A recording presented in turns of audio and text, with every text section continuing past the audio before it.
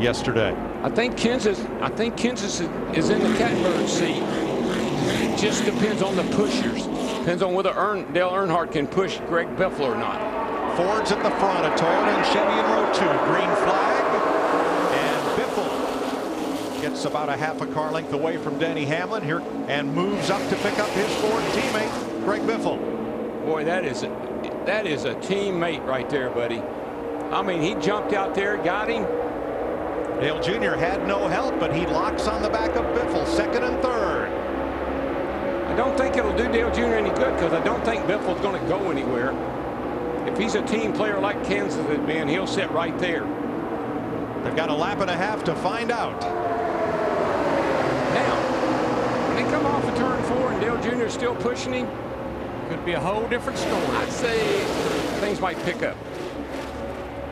They're looking for the white flag this time. Once we get into this lap, if anything should happen down in turn 1 or 2 or 3 and 4, it's over. 3-car breakaway. Junior tucked up tight under the bumper of Biffle. Kenseth leads to turn 1, final lap. Denny Hamlin in the 11s there with no one to push him. Actually, he might actually be hurting those 2 cars in front of him if he gets back too far. But here we go. If it's going to happen, it's going to happen pretty quick. We've seen where the timing of where you do it is so critical. Those 2 cars, the 16 and the 88, should be able to get by Kenseth if Biffle elects to take the chance. Ford Chevrolet off the final corner. Matt Kenseth trying to win it for the second time. Here comes Junior to the outside. Side by side with Kenseth. He runs out of time. Matt Kenseth wins the Daytona 500. I tip my hat. I know Matt can't talk to you, but thanks to Jimmy. 2009 Awesome, man. Awesome. 12. I tip my hat to Greg Biffle, though. He could have jumped out of line, but he honored his teammate. Matt Kenseth's the first driver to repeat as a Daytona 500 champion since Jeff Gordon in 2005. He gets his 22nd career win. Remember how he won the race? Elliott Sadler was leading the race. They go down the back straightaway, and Kenseth just gets the lead, and it starts raining, and the race ends short. Dale Earnhardt Jr. did beat Greg Biffle back to the line to finish second in that 88 car. There's Biffle, who ended up finishing third. Denny Hamlin is fourth. Jeff Burton is fifth. Paul Menard, Kevin Harvick, Carl Edwards up for eighth with a damaged car. Joey Logano and Mark Martin are the top 10.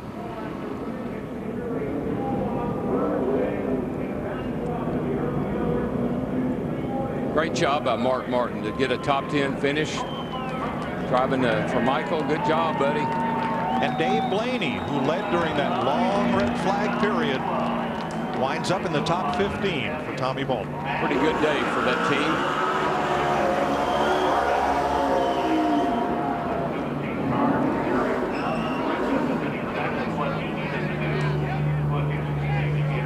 Last time we were here in July, Matt Kenseth pushed his teammate David Reagan to the checkered flag. And Matt Kenseth gets to play capture the flag here in Daytona. These guys, third, fourth, and fifth, all have new. Well, Biffle doesn't have a new crew chief, but Hamlin and Burton do. And there's Dale Earnhardt Jr., who has finished second 6 times since he last went to victory lane in the Sprint Cup Series. He and Greg Biffle share a word after this wild final lap.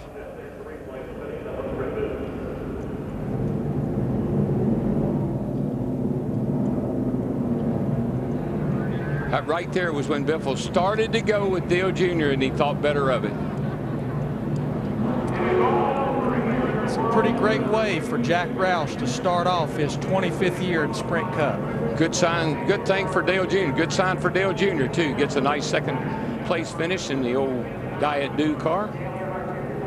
Let's see Carl Edwards coming across the line, even with Joey Logano, and just pipping him by about 6 inches.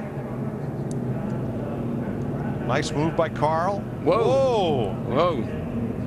Now NASCAR has reviewed that and ruled that Edwards 99 was forced to the yellow line, so no penalty on Edwards. There's Old Faithful. She came through. It's okay now. Seeing the way Matt Kenseth won on Thursday, boy, that made him my pick for a last lap dash tonight. And he didn't disappoint any of his fans this evening. Well, I think the other thing that happened on Thursday was when Greg Biffle bailed on him and tried to block him. And I think they probably had a heart-to-heart after that qualifying race. And I think that's one reason why Biffle hung with him the way he did. You know, before Matt Kenseth turned 16 years old, he told his dad, Roy, he said, let's buy a race car. You drive it, I'll work on it. When I turn 16, I want to drive it. He won his third time. Jimmy Fenning and the Nashville crew have plenty to celebrate. That's not Jimmy Fenning's first Daytona 500 win. He won it in 1988 with Bobby Allison. Steve Burns. And Mike, Dale Earnhardt Jr. just out of the car, and a great way to start this 2012 season. Dale, tell us about the end of the race. Yeah, I'd like to have won, but I told Greg that I was going to push him on that last restart, and I pushed him, and I thought he was waiting and waiting and waiting. It looked like he might have been trying to make a move on the back straightaway, but nothing materialized there. And then we come off 4, and I kind of waited to the last minute for him to have his opportunity to try to pass Matt, and nothing was happening. So I just pulled out and went around him. Matt had a strong car. The Roush guys were really quick all week. I was proud of the horsepower we had in our Hendrick car. It was great. We had great speed all week down here. Our car is performed well all week. The guys did a great job on the body. I want to thank everybody at the shop and all the guys that painted this car. This car looks so good every time it comes down here. The craftsmanship inside and out is amazing. It performed well. The team did a great job. Steve did a good job calling a good race. It was unfortunate what happened over in turn 3 tonight, and I'm glad everybody's okay. And I hate it for the fans to have to wait around to see a finish so late, but they stuck around. That's why NASCAR fans are the best, and hopefully they enjoyed it. We'll see you at Phoenix. Good job. Yes, sir. Mike Joy. Thank you, Steve. Great run for Dale Jr. Let's go down to the Dean of NASCAR's Pit Road Reporters, Dick Berggren in Victory Lane.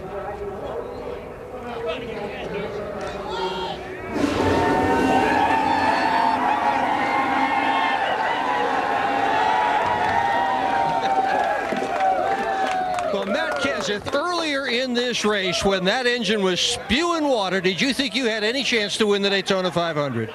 Not really. We had a lot of problems today. We had the engine spew out water, and we had a little bit of fuel problem. We lost a tachometer, lost our radios, and I couldn't talk. I could hear them, so that was good for them guys. But what a great race. I really need to thank Greg Biffle. Did a great job working with me today. We both had really fast rockets. I think it's just ended up who was in front at the end. And I also thank Sprint, Best Buy, Zest, Ford Motor Company, Valvoline, Gatorade, and Citizen Watches. I appreciate all their support, and I can't believe we're standing here twice in 1 week. Tell us about Greg Biffle sticking behind you. Is that a matter of friendship? Is it a matter of teammate, or two guys driving Fords? I think it's a combination of everything, but really it's a combination of what was going to give us both the best finish, you know. And I think when I'd pull up in front of him and he'd push me and we could get clear of the car behind me, that was a big key. We could just be going so fast by the time we got to the other end, and a lot of that is because of Doug Yates in the engine room. This stuff was awesome all weekend. Is there a happier man in America right now than you? There might be, but I don't know where he is. Congratulations to you. Second Daytona 500 for Matt Kenseth. Matt. Even his Roush teammates said the 16 was the car to beat. You look to be in position. You got out of the car shocked. What happened? You had Junior pushing you, and what happened? Yeah, that's what I want to know. I don't know what happened there. I mean, he was against me for 2 full laps, and I couldn't pull up on the 17. It's like the 17 had more motor or something at the end. It's like he floored it, and we couldn't catch him. But, you know, I think I was shoving him out, and I tried to make a move maybe on the back to kind of move up, but we didn't have a run. We needed a run. I needed a gap between us and the 17, and we just didn't have that gap. I maybe needed to drag the brake and try and push the 88 back and slow him down so we could get a run at it. But, you know, I thought Junior would push me up to the back bumper of him, and I'd side draft him and go by him. But and then it would be me and Junior over here at the line. But it wasn't meant to be. I learned a little bit there, and I think Junior's shocked too that the car didn't push up. But, you know, 3M Ford Fusion, these guys, and Doug Yates, everybody, I'm so happy for starting the season out like this. Great way to set a tone to start out the 2012 season. Mike? Ford has now won 3 of the last 4 Daytona 500s. It's the 13th win for Ford in the Great American Race as Matt Kenseth and his team celebrate.